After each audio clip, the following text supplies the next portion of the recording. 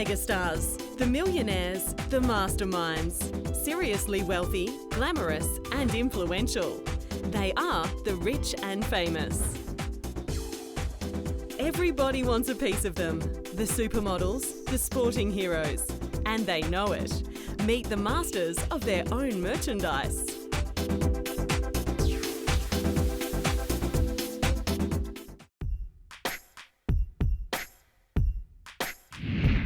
Gisele Bündchen. She's the richest supermodel in the world.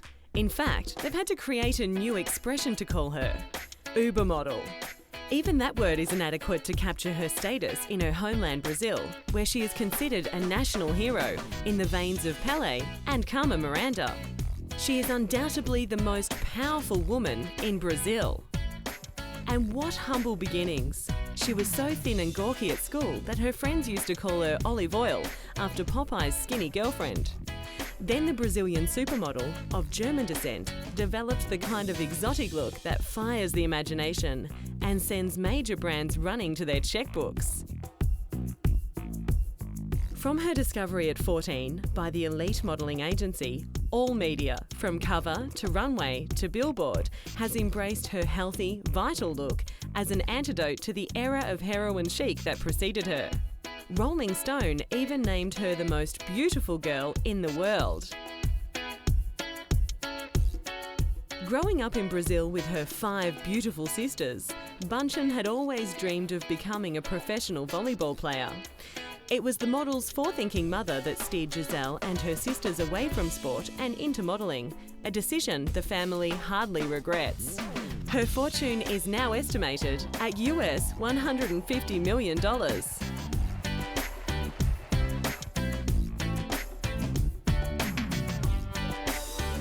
Gisele Bündchen is currently the face of more than 20 brands around the world, including Christian Dior, Dolce & Gabbana, Versace, Ralph Lauren, Louis Vuitton and Victoria's Secret.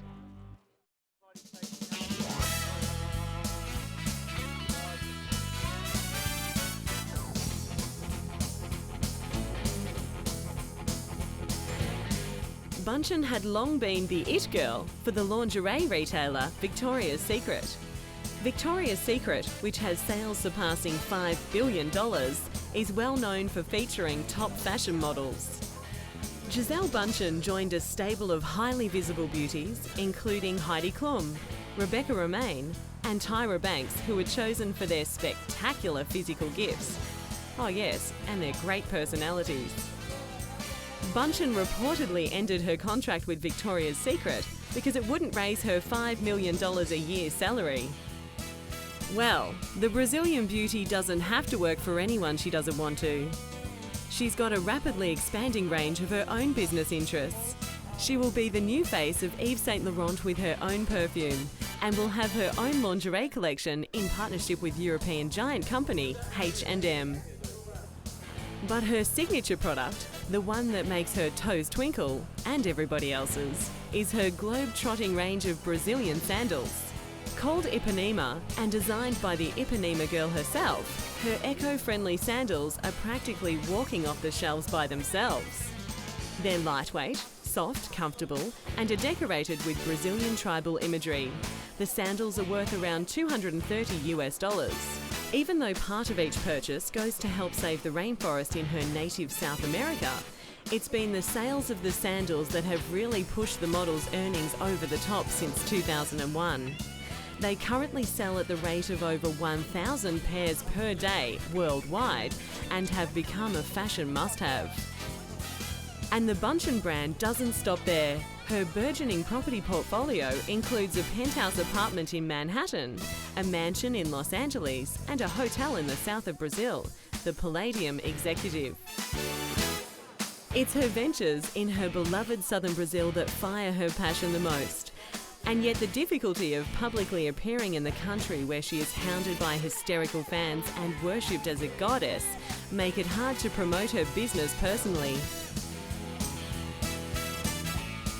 No matter, anything with this girl's name on it will always be an object of desire.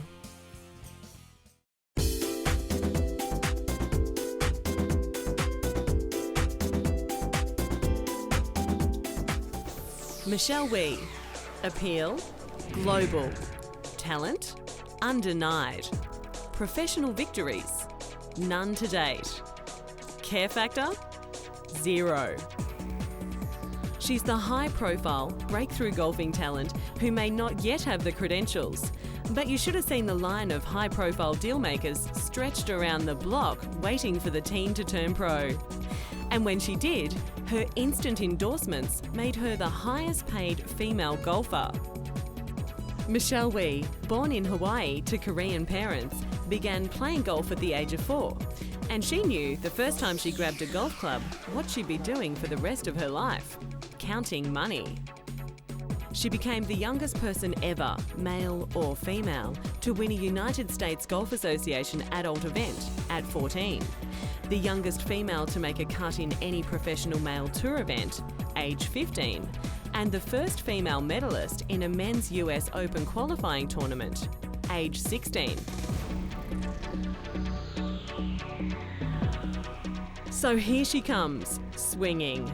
A 6'1" Korean-American beauty with the kind of uncompromising temper and sex appeal that draws crowds, and the kind of golf swing that'll hopefully have them staying for years. This remarkable young golfer is one of the longest hitters ever, routinely knocking drives over 300 yards. The spin doctors predict she's going to influence the golfing scene as much as Tiger Woods, or more, and that she'll attract the new audience that Woods didn't get to: young people, both boys and girls, and families.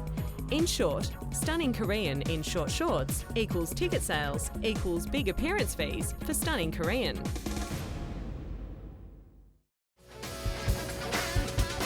A week before her 16th birthday, Wie turned professional, signing sponsorship contracts with Nike and Sony worth more than US $10 million per year. Oh yeah, and as a professional, she gets to keep her prize money as well. Only there hasn't been a lot of prize money. By the end of her first full year as a professional, she'd missed the cut in 11 out of 12 tries against men and remained winless in all 33 professional women's tournaments she had entered. Okay, not counting wins, just try adding up the tournament appearance fees and other endorsements. In 2006, Wie played the Asian Tour Telecom Open, becoming the second woman to make the cut at a men's event in South Korea. Wie received US $700,000 in appearance fees at an event that only offered a US $600,000 in total prize money. In all, she reportedly netted US $5 million in appearance and endorsement money for the 2-week trip. Nice going. Her ranking may slip, but sponsors are still banking on her enduring appeal. Omega have taken Michelle Wie on as an ambassador for their watches. Omega make a parallel between a fine timepiece, which has feminine grace with power, performance and technique, and the teen prodigy with the trailblazing tendencies. Sure, I'm buying it. Yes, Wie knows it's all about image. She signed with the William Morris agency to secure further commercial endorsements and guide her pro career. The choice of image machine William Morris, agent to Clint Eastwood, John Travolta and Heidi Klum, seems to suggest her long-time aspirations may involve becoming a celebrity as well as a sportswoman.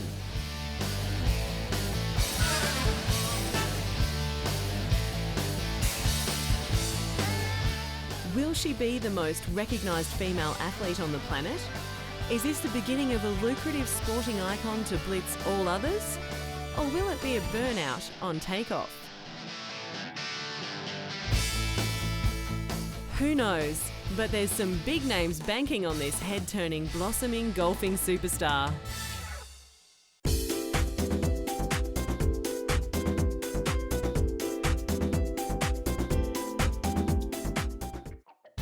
Kate Moss. At 105 pounds, she's the featherweight fashion heavyweight. She might have pioneered the waif look, but she's no pushover when it comes to building a powerful industry on her name and her unique look. Hers is a look the world can't get enough of. She's graced over 300 magazine covers and charges at least $10,000 per day for the pleasure. When Moss emerged in the 90s, she was the perfect antidote to the curvy, sporty Cindy Crawford, the male fantasy Claudia Schiffer, and the exotic Amazon Naomi Campbell. Her waif look had an appeal for both men and women, and she charmed the fashion industry despite being unusually short for a runway model. She is regularly listed as one of the 25 sexiest women in the world. Moss is the second highest earning supermodel, estimated to be worth £45 million and ranked as the 99th richest woman in Britain.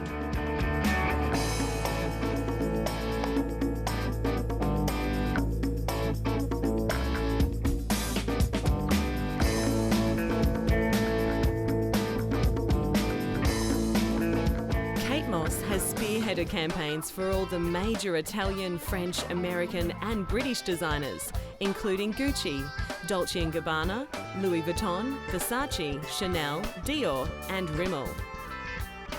Even after her well-publicised drug scandal, the model made an astonishing comeback, bagging 18 new and lucrative contracts, including Virgin Mobile, Stella McCartney and Nikon.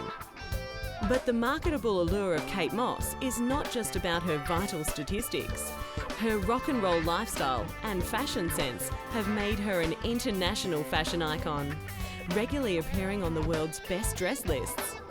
Moss is credited with setting global trends in her own style: denim cut-off shorts, Ugg boots, ballet flats, ankle boots and skinny jeans.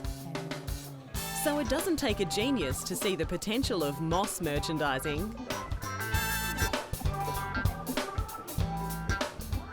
When word got out that Kate Moss had designed a collection for the cheap and trendy Topshop chain in the UK, based on her own rock and roll wardrobe, the countdown to launch caused insane public anticipation.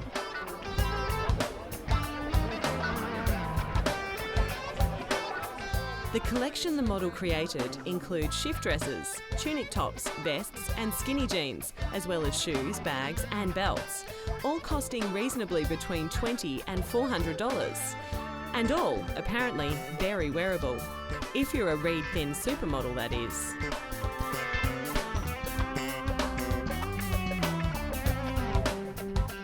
There were security guards, stampedes and catfights as British shoppers battled for a piece of Kate. And within 2 hours, the collection was sold out across the country.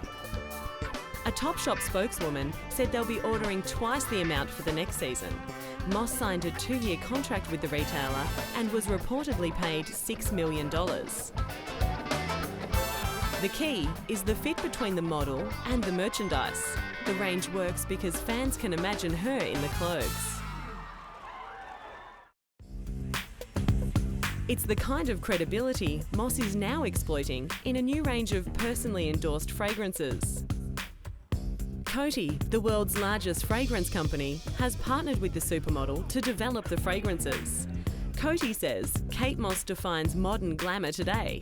Her unique look pushes the boundaries on beauty in new directions. She embodies everything interesting about modern women. Hopefully, modern women feel the same way. Coty are already a recognised leader in global beauty with annual net sales of US $2.9 billion. The perfume is described as capturing the two sides of Kate, the good Kate and the bad Kate, while creating a very rich Kate into the bargain.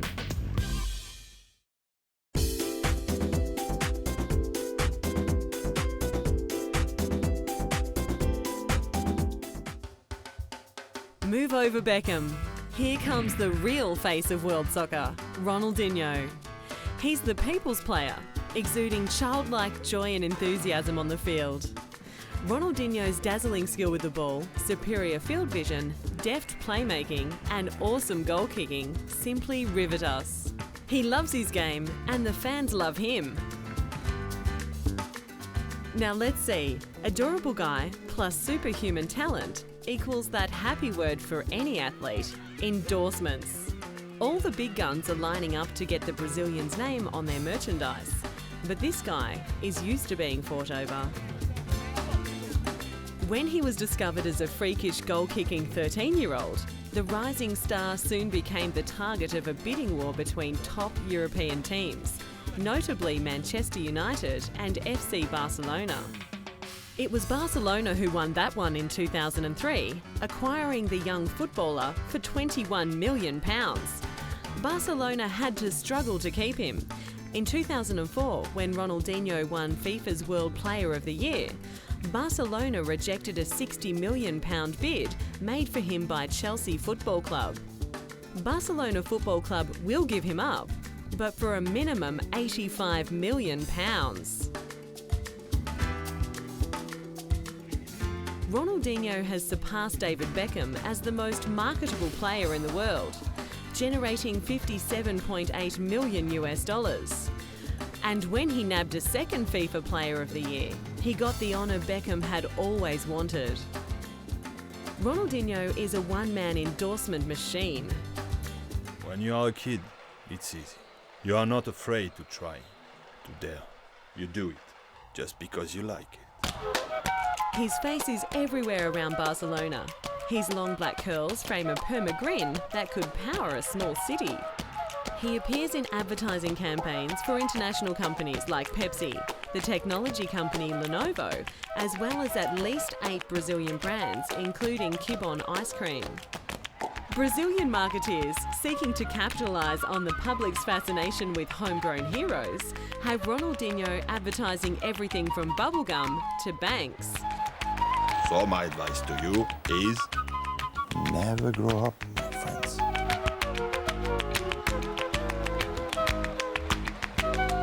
But his biggest commercial backer is Nike, who have signed him up for a lucrative 10-year endorsement deal. Nike do well to align themselves with the sporting prodigy, who they say transcends football through his ability and his personality on and off the field. With Nike, Ronaldinho has designed a personalised football boot carrying his initial R and the number 10. It's a magic boot that Ronaldinho promises will help you win matches. The pair he wears cost $6,000 and are finished off with 24-carat gold, a personal touch for the player who loves a little bling. Having a Nike line is a distinction he shares with his all-time hero, Michael Jordan.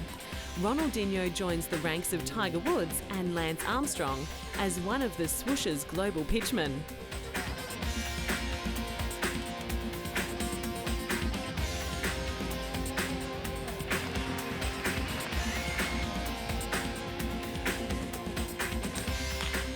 The biggest part of the Brazilian's appeal is his love for his team. He says he can't imagine wearing another shirt. Whether he can imagine wearing another boot but Nike's will depend on his being able to resist the seduction of other brands. Despite the trappings of wealth and superstardom, Ronaldinho tries to live a simple life, spending much of his time in Spain and Brazil with his widowed mother, his brother who acts as his agent, and his sister who's his media coordinator. Good luck living the simple life when you've become the face of football.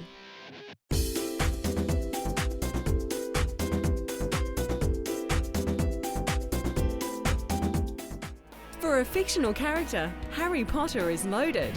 He sits somewhere on the fictional rich list, down from Mickey Mouse and Winnie the Pooh, and just above The Simpsons, with estimated earnings of almost $3 billion. On and off the Quidditch field, Harry is a star, with fans in love with his books, movies, video games and merchandise. Not bad for a figment of the imagination. If you need an introduction to the boy wizard, then you must have been living in a cave for the past decade. The bespectacled young hero is the central character of a 7-part series of fantasy novels written by English author J.K. Rowling, who is now the first billionaire author in literary history and the 13th richest woman in Britain. The books have sold around 400 million copies worldwide. Never has a character had such massive appeal. Across countries, generations, Harry Potter knows no border, no age limit and no language barrier. The first step in world domination after blitzing the bookshelves was the character's rebirth on the silver screen. Warner Brothers took the helm of the Harry Potter film series, which is now the most successful movie franchise in history. The combined worldwide box office gross for the Harry Potter films to date is in excess of $4.47 billion, surpassing the box office totals of all 22 James Bond films and the 6 Star Wars movies. The films are among the 20 top grossing box office hits of all time. Warner Brothers said it would be an understatement to say we are proud of the success of the Harry Potter films. Yes, I'm not quite sure there's a word yet for the utter joy of contemplating your inconceivable wealth, but I'm sure they can always get their writers to invent one. Daniel Radcliffe, the boy wizard incarnate, will earn over $50 million for the last 2 films in the franchise, making him the richest teenager in Britain. And his lovely accomplice in his war against evil, actress Emma Watson, says that thanks to her $4 million paycheck per film, she is set up for life and never has to work again. Lucky for some. Shame on those purists always insisting on fresh ideas. Don't they know the sequel is where the money is? Where's the incentive for Warner Brothers to gamble on an untested idea? It's a pity Rowling stopped at book number 7. But it was true marketing genius when the powers that be got together to release the 5th film and the 7th book at the same time, taking Harry hysteria to truly impossible heights. And riding on this global tsunami, the magic of merchandise. Everyone wants a piece of Potter. You can order a robe, a wand, a spellbook, a lunchbox, sticker books, action figures, t-shirts. Perhaps you'd like to wear Professor McGonagall's hat for $24.95, or get a deluxe Death Eater costume for one of the kiddies at a reasonable $32.95. You'd be feeding a billion-dollar industry that shows no sign of slowing till sometime into the next decade. But have we exploited the orphan wizard enough? Surely we can squeeze some extra revenue out of some new untapped idea. Yep, you guessed it. Harry Potter World. Warner Brothers and Universal are building a Harry Potter theme park inside their Orlando resort. The park will include the village of Hogsmeade, the Forbidden Forest, even the crown jewel itself, Hogwarts Castle. There'll be thrill rides. Oh, and more merchandise. Yes, if they build it, we will come, and keep coming. Harry Potter, a modern classic and a license to print money.